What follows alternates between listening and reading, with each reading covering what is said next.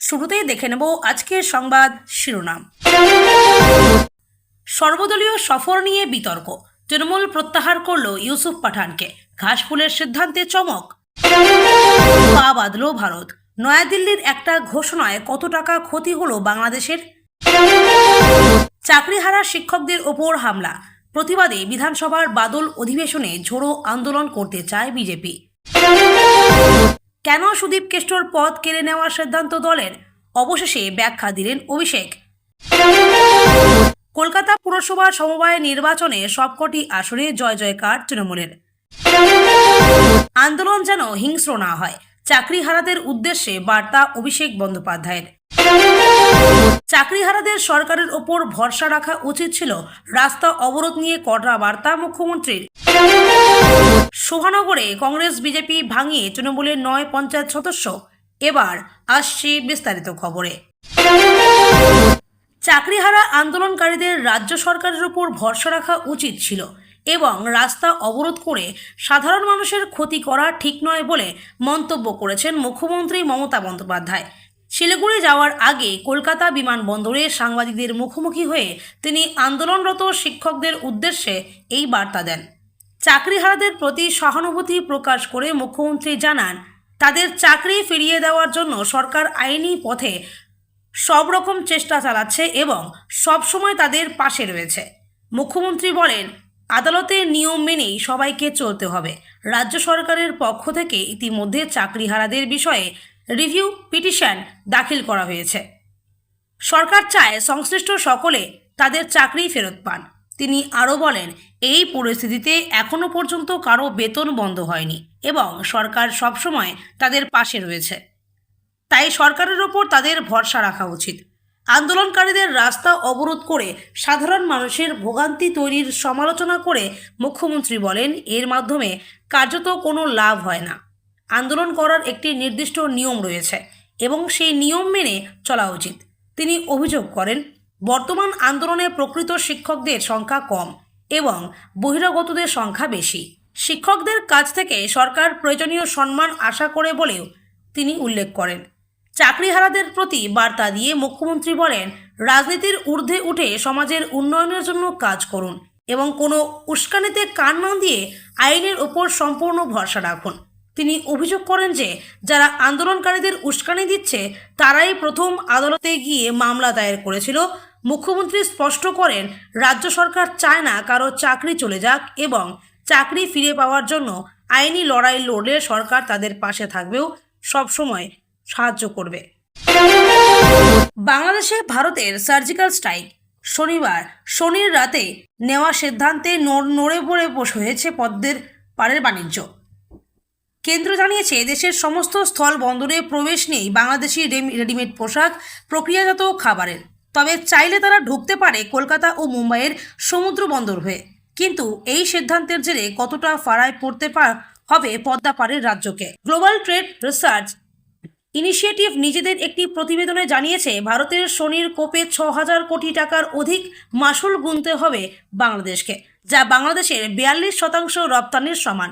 এই বিধিনিষেধের মাধ্যমে ভারত এক ঢিলে দুই পাখি মেরেছে বলেই মত জিটিআরআই এর।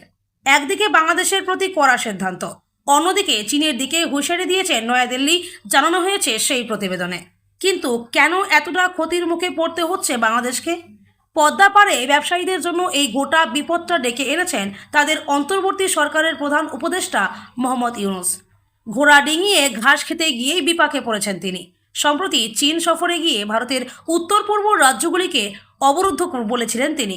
পাশাপাশি চীনকে অর্থনৈতিক শিল্পাঞ্চল তৈরির আহ্বান জানিয়ে নিজেদের সাগর সম্রাট বলেছিলেন তিনি। এবার সেই মন্তব্যের মাসুলই গুনতে হচ্ছে গোটা বাংলাদেশকে।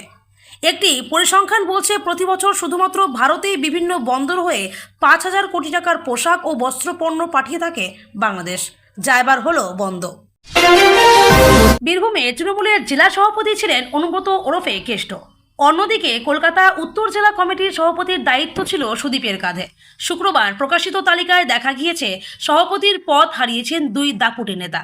বীরভূম ও কলকাতা উত্তর দুই জায়গাতেই তৃণমূলের সংগঠন দেখভালের দায়িত্ব দেওয়া হয়েছে ৯ সদস্যের কোর কমিটিকে। সোমবার কলকাতা বিমানবন্দরে দাঁড়িয়ে এই নিয়ে মুখ খোলেন তৃণমূলের সেকেন্ড ইন কমান্ড অভিষেক বলেন, নেতাজি ইন্ডোরের বৈঠকে মমতা বন্দ্যোপাধ্যায় নিজেই বলেছিলেন অনুব্রত মণ্ডল কোর কমিটিতে থাকবেন। বীরভূমে কোর কমিটির বৈঠক হয়েছে। উত্তর কলকাতার ক্ষেত্রে সুদীপ বন্দ্যোপাধ্যায়ের চেয়ারম্যান আছেন, সেখানে 7 জন বিধায়ক, তাদের সঙ্গে আরও 2 জন ট্রেড ইউনিয়নের স্বপন সমাদ্দার ও জীবন সাহা সংযোজিত হয়েছেন। 9 জনের কোর কমিটি বানানো হয়েছে। টিমওয়ার্ক করে সকলে কাজ করবে। কাকে বেশি পুরস্কৃত করা হলো, কার ক্ষমতা খর্ব হলো, সেভাবে দেখা ঠিক নয়। অভিষেক এদিন জানান, দলের সাংগঠনিক স্তরে সকল রদবদল দলনেত্রী মমতা বন্দ্যোপাধ্যায়ের অনুমোদনে হয়েছে। কোথায় কে থাকবেন না থাকবেন বিগত দিনে তাদের কাজের ভিত্তিতে সেই সিদ্ধান্ত গ্রহণ করা হয়েছে। আগামী 9 জুন থেকে শুরু হচ্ছে পশ্চিমবঙ্গ বিধানসভার বাদল অধিবেশন। নিলম্বন উঠে যাওয়ার পর সেই অধিবেশনে যোগ দিতে পারেন বিরোধী দলনেতা শুভেন্দু অধিকারী। অধিবেশনের প্রথম দিন থেকেই আক্রমণাত্মক হতে চাইছে বিজেপি পরিষদীয় দল। চাকরিহারা শিক্ষকদের ওপর পুলিশি লাঠিচার্জ এবং তৃণমূল নেতা সব্যসাচী দত্তের অনুগামীদের হামলার ঘটনার কথা উল্লেখ করে অধিবেশন জুড়ে নানা আন্দোলনের কৌশল ঠিক করেছে তারা। সম্প্রতি বিকাশ ভবনের সামনে আন্দোলনরত চাকরিহারা শিক্ষকদের অবস্থান মঞ্চে গিয়েছিলেন বিরোধী দলনেতা। সেখানে গিয়ে তিনি জানিয়েছেন, শিক্ষকদের ওপর হামলার ঘটনার প্রতিবাদে বিধানসভার অধিবেশন অচল করে দেওয়া হবে।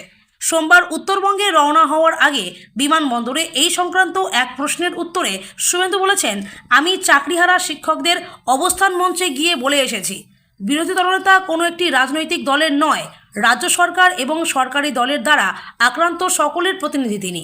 তারা যদি আমাদের সুনির্দিষ্ট কোনো প্রস্তাব দেন, সেই বিষয়ে আমি কথা বলে তাদের জানাবো। শুভেন্দু আরও বলেন, আমি সেদিন খোলা মঞ্চে তাদের প্রস্তাব দিয়েছিলাম, আপনারা কী ধরনের সহযোগিতা চান আমাদের বলুন।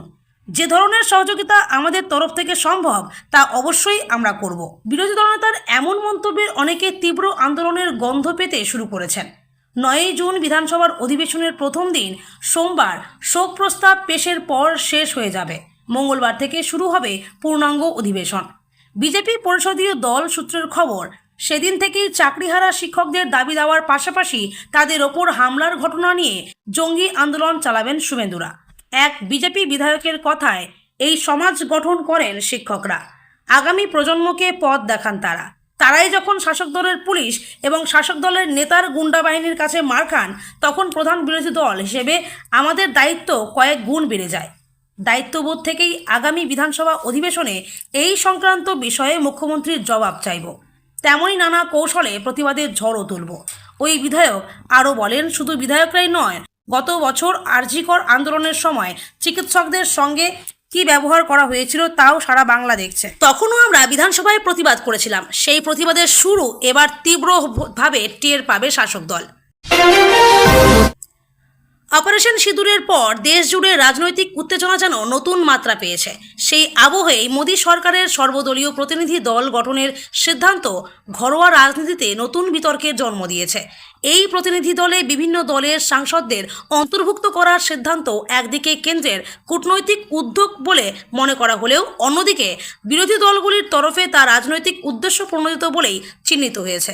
এই প্রসঙ্গে সবচেয়ে উল্লেখযোগ্য ঘটনা ঘটেছে তৃণমূল কংগ্রেসের পক্ষ থেকে। কেন্দ্রীয় সরকার প্রাক্তন ক্রিকেটার ও তৃণমূল সাংসদ ইউসুফ পাঠানকে প্রতিনিধি দলে রাখার সিদ্ধান্ত জানায়। বিদেশ মন্ত্রক ও সংসদীয় মন্ত্রী কিরেন রিজিজু তার সঙ্গে যোগাযোগ করে পাসপোর্ট সংক্রান্ত তথ্য সংগ্রহ করেন।